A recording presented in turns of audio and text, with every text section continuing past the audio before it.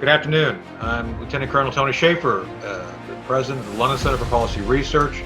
Welcome to Thought to Action, presented by the London Center for Policy Research, where we delve deeply into important issues. And there's no more of an important issue to delve into than Veterans Day. Obviously, we have been through a lot as a nation. One of the most important things we do as a nation is honor those veterans. So today we're doing a special edition of Thought to Action, where we will be talking in terms of service and the importance of service of veterans of the military to our nation. If you enjoy our video, please like, share, and subscribe. We also have Patreon, Thought to Action. We would like you to have exclusive access to some of our content. We have a number of key individuals coming up we'll be talking to. And for now, I'd like you to check out the YouTube channel, Thought to Action, as well as Thought to Action TV and Thought to Action Podcast.com. So without further ado, I'd like to introduce a man who I consider, and I hope you don't mind me saying this, a father, because I never knew my real father. So, you know, you've kind of filled that space in a number of places and a number of ways. Tony LoBianco, a member of our board, one of the most amazing people I've ever known because of his Renaissance attitude about life, and of course played one of the key seminal roles in any film, as far as I'm concerned, especially in the 60s, in The French Connection. And Tony, the 70s. The 70s. Well, you got started in the 60s, so, but yes, in the 70s. But yes, and by the way, I as a personal note, I love the way those films capture the essence of New York, and how you all took a great deal of time of crafting these sort of things. So without further ado, Tony, God bless you. Thank you for being here today, and thank you for joining us for Thought to Action. Well, first of all, thank you, my son. I'm very honored, by the way, that you feel that way about me. This is a special, well, it's a special day, actually. It's my birthday today.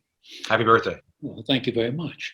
But the subject matter, not only the London Center, but our veterans.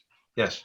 The London Center, of course, is an organization that I am part of. Herb London was my brother, basically, and loved him very, very much, he and his wife, Vicky.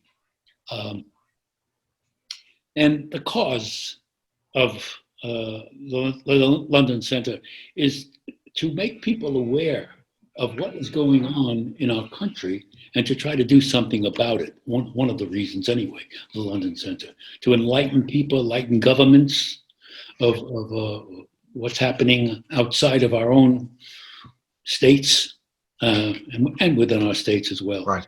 And I'm very honored to be part of that. Thank you. And as far as our wonderful veterans are concerned, this poem was written by A. Lawrence Vanecourt, a Canadian, actually, in 1987, I believe.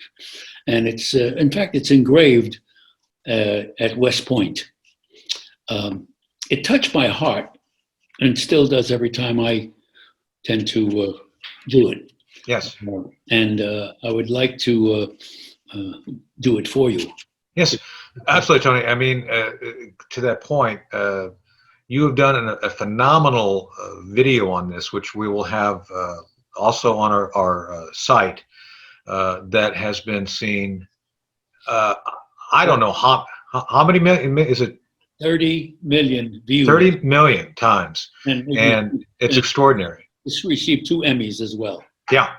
So this video is out there. I tweet it and publish it put it on my Facebook every anniversary.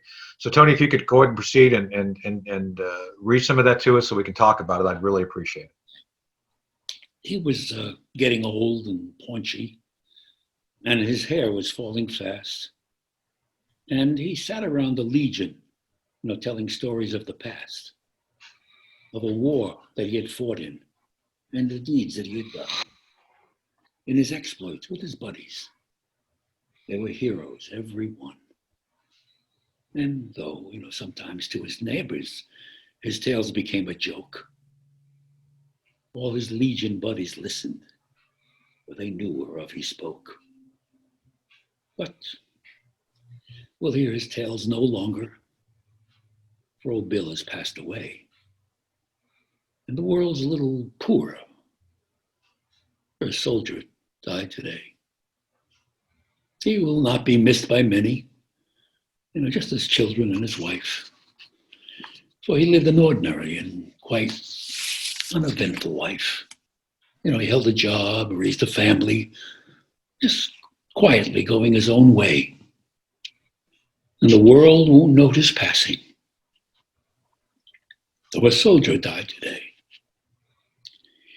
When politicians leave this earth, their bodies lie in state, while thousands note their passing and proclaim that they were great. The papers tell their whole life story from the time that they were young. But the passing of a soldier goes unnoticed and unsung. Is the greatest contribution to the welfare of our land a guy who breaks his promise and cons his fellow man? Or the ordinary fellow who in times of war and strife goes off to serve his country and offers up his life? A politician's stipend and the style in which he lives is, sometimes disproportionate to the service that he gives.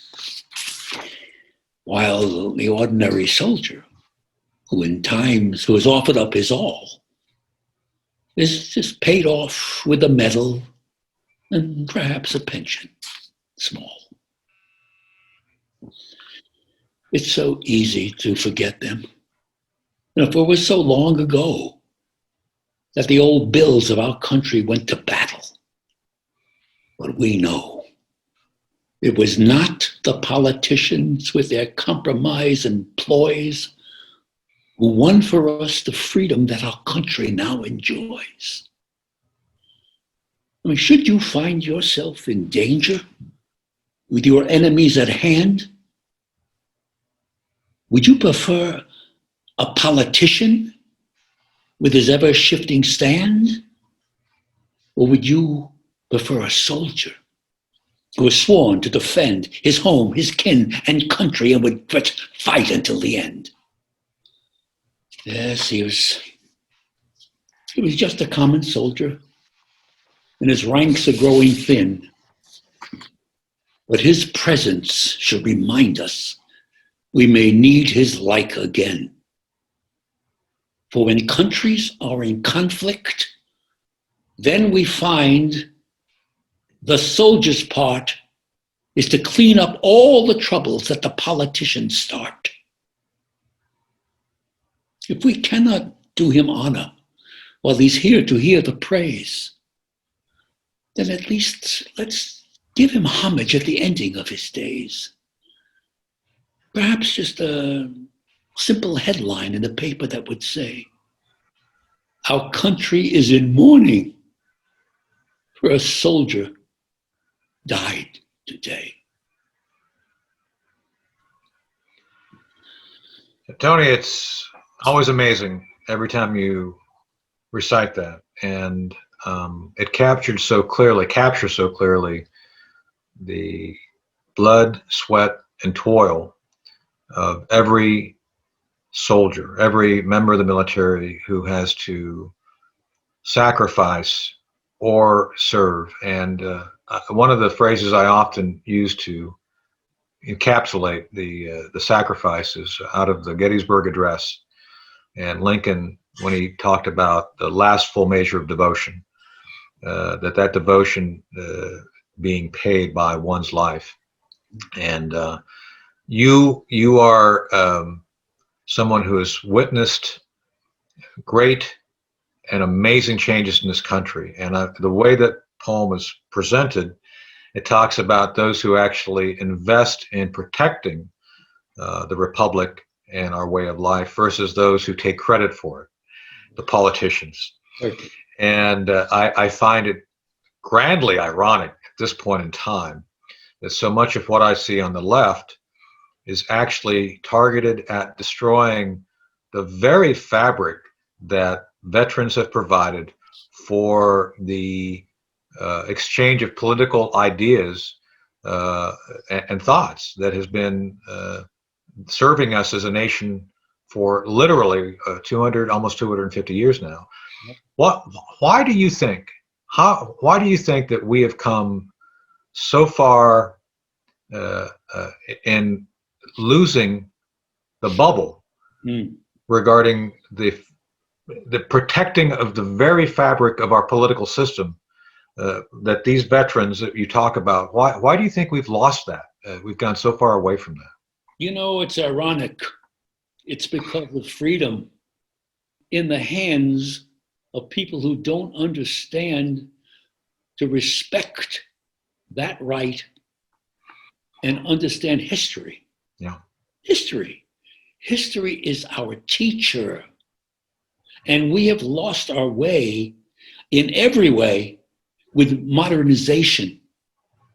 And we do not understand, we don't understand the idea of work and labor, and that is a teacher.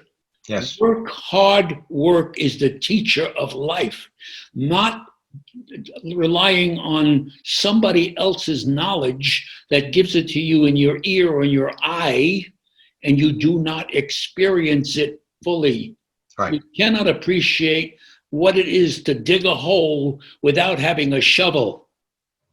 You understand? You must put a shovel in people's hands and to understand. And thank God, I praise every day that I was born in Brooklyn, New York. And, you know, it brings a smile to everybody's face. But the idea, what that means to me is that I saw before me history. I'm old enough to enjoy the value of history. I've listened to stories from my mother and father about their mother and father and struggle and what they had to go through. Right. It stays with me every day. I believe in the value of the past. What we have, you understand where we've gone in every way. Take art, for instance. Look where we were way back with Michelangelo and the great painters and Leonardo da Vinci and the sculptors and the people who worked with their hands with no tools and no understanding. That's what made creation. That's how they created things. Today, we have a blank screen, a blank piece of white thing, and somebody throws a dot on it, and we're calling it art. Right. You understand the mentality? Somebody's putting up a building, a square building, because it's cost effective, and they're calling it art and architecture. That is what's happened to the human being as well. We have no understanding of the past, of what beauty is, what art is, what work is, and we have destroyed our country because we don't understand. We think freedom means you're free to do whatever you want. Right. No, freedom is to be done with law and order. Without law and order, you cannot have freedom. No, I'm with you. So to that point, I am one who appreciates the history of my family. And I'm not sure if you knew this. My family came from Spain, from northern part of Spain on the ship called the Lusitania in 1910. And my family, the Fernandez, moved to a little place called Cherryvale, Kansas, in center Kansas, to work in a copper smelter. Copper smeltering is hard, dirty work. Yeah. Anybody who understands the refinement process understands it's much like steel, in many ways worse. But the idea here is, Tony, that my family came over legally. Nobody ever is opposed to legal immigration, but they understood that to come to America meant hard work. But within that hard work, then, they would help their offspring prosper. And here I am 2 generations later, and I do appreciate that. But to your point, families don't tend to understand their own history now. Unless it's on Twitter in 78 characters, it doesn't seem to be of importance. And Tony, look what the result of that is. Right. When you're ignorant about history, what do? You tear it down. Yes, of course. Turn over the statues. Yes. You rip it apart, and you try to put in a simpler kind of a government and one that will ultimately destroy you. So, right. You know the beautiful word tolerance? You do not tolerate anything that's going to destroy you. Right. Please understand that, world.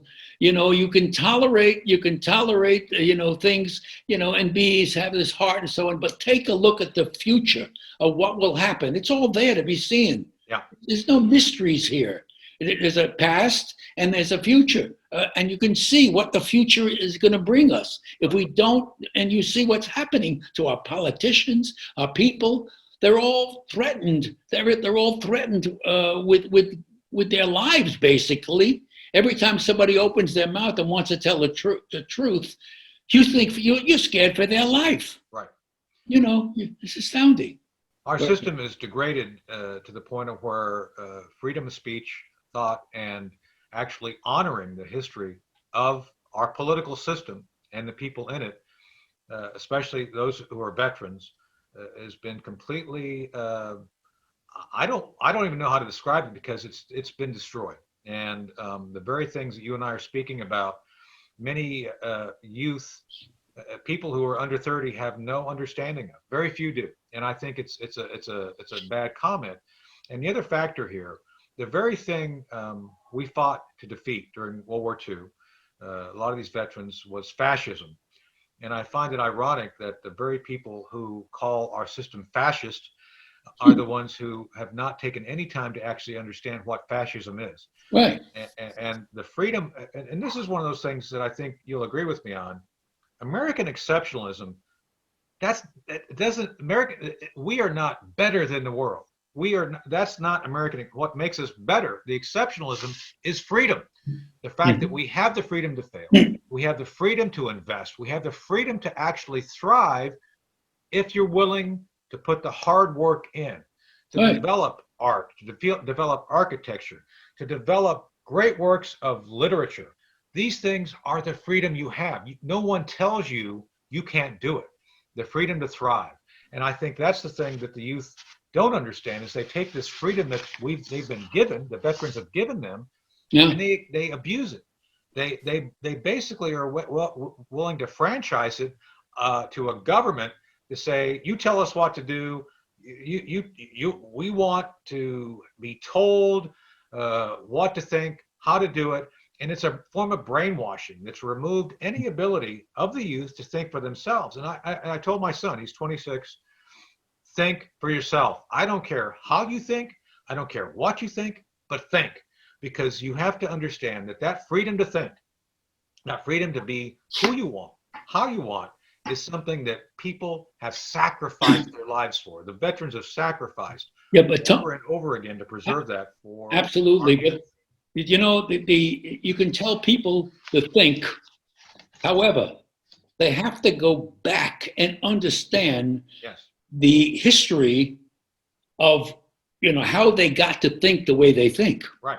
I mean, these people who are doing what they're doing, ripping things down and destroying and so on and so forth, and the politicians, they're all been thinking. They've all been thinking a great deal. It's a question of what you're thinking and how you got to the point. Yes. And you must remember, you see, I'm old enough to remember. You see, I'm around when television was first coming in. So the idea of, you mentioned the word brainwashing. Yes. We have been under brainwashing since TV. Yes. You understand that? I do. There is a reason why they put commercials on.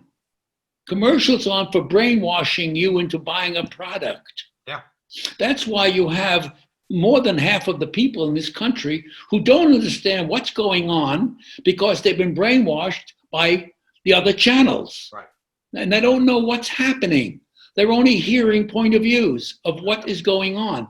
Now, of course, they think that we are brainwashed. Yeah. You see, everything they accuse us of, they're doing. And everything they're doing, they accuse us of doing. So we're in a situation that reality almost doesn't exist anymore. And that's why we're at such a divide of our country. Right. It's the root. The root that has caused all this is the brainwashing that they put a television screen and a computer in your home and a laptop and so on and so forth and a phone in your hand. And now you are a servant, right, to all those things. Right. I say the Frankenstein monster is alive and well. And the people who remember Frankenstein, the fellow who invented this contraption that is Frankenstein, Dr. Frankenstein, the monster wound up killing him. Yes. And we are going to be, and are being, as you can see, history, we are being replaced by the monster. And the monster keeps growing. You don't even know it. You don't even know what's going on. Even those who agree with me don't know what's happened. Yeah. And the idea of the monster, it's replacing your jobs. Yes. You know what I mean? It's replacing your mind, your ability to think, because you don't go back that far in history. We've been brainwashed for a long, long time. And so those who are thinking from that part. Right. You have to go back beyond to understand how you got here. Yes. and what's really going on. So to that point, we now see an opportunity going forward. Nobody knows what's the future holds for us. But I'll say a couple things based on what I've observed over the past 4 years. We have no new wars. And I'm speaking as a veteran, someone who's been in combat. I don't believe we should ever jeopardize our blood and treasure unless we intend to win. Absolutely. Never go forward unless you say you have the freedom to win. That is the idea. World War II, Tony, they didn't come home until they won. That's it. It's like you're going and you're going to do it and you're going to come home. Mm. We need to reestablish that from our history to say if we're going to invest in conflict, we're going to win that conflict and do something in such a way that benefits and stabilizes, not for the world's interest, for our interest, for American interests. And I think we need to be very clear on that, because World War II, we fought and defeated the Japanese and Germans, and now they're our allies. And I would argue that the only reason that they are our allies now is because we were able to, through our veterans, through our service members, win the war. It wasn't halfway. It wasn't like, oh yeah, we'll stop fighting now and we'll pay you $1 billion. No. Like other people I've seen lately. You cannot appease evil. You cannot buy off evil. Evil keeps coming. And you've just illustrated another form of the evil. We had fought this in real terms. Now we have to fight this because of the technology, because of the imagery that's being fed to us. That the very things that we fought and defeated have come back in a different form, in this new Frankenstein monster, if you will, that now we see coming at us via the culture wars. And that's what it is. It's a culture war. The culture has become the battlefield of evil, of fascism versus freedom. And that's what you see. You see a concerted effort to suppress through technology, freedom of thought. All the freedom that our veterans fought for is now being suppressed by these big tech corporations and the folks on the left, the politicians on the left, who don't want to be to support the very fabric of society these veterans fought to maintain for us. So, Tony, thank you for joining me today on this very important episode of Thought to Action. As you know, I think Herb would really appreciate our discussion, because he always believed that thought must result in actions, doing something. And I think the one thing I'd like our audience to take away from this is that we are at war. The very people we honor today, the veterans we honor today, is important for us to recognize we are now the warriors who have to support their memory, maintain the truth of their history, and defeat the suppression of truth in the culture wars. So this is kind of a call to arms for all of those who are watching this. So Tony, again, thank you for being on the board. Thank you for being a father to me that I didn't otherwise have, and I appreciate everything you've done to mentor and support me. And we'll obviously have you back to talk more about this as we fight the war. For updates from the battlefield, because you know, we can't go into everything we're doing behind the scenes, but Tony, you know, the audience I think would be very appreciative of everything we're doing. Try to do accountability. We're doing constitutional rights. We're doing all these things to support foreign policy. So we will continue to do those things together. Thank you for watching and listening to Thought to Action. If you like this program, would like to help expand our content, please join Patreon, our Patreon community. Please check us out on all the different venues, YouTube, and all the other things we do as an organization. So check us out on Twitter, Facebook, LinkedIn, londoncenter.org, and all the different venues we have access to content. So thank you for joining us today, and we'll see you all again very soon.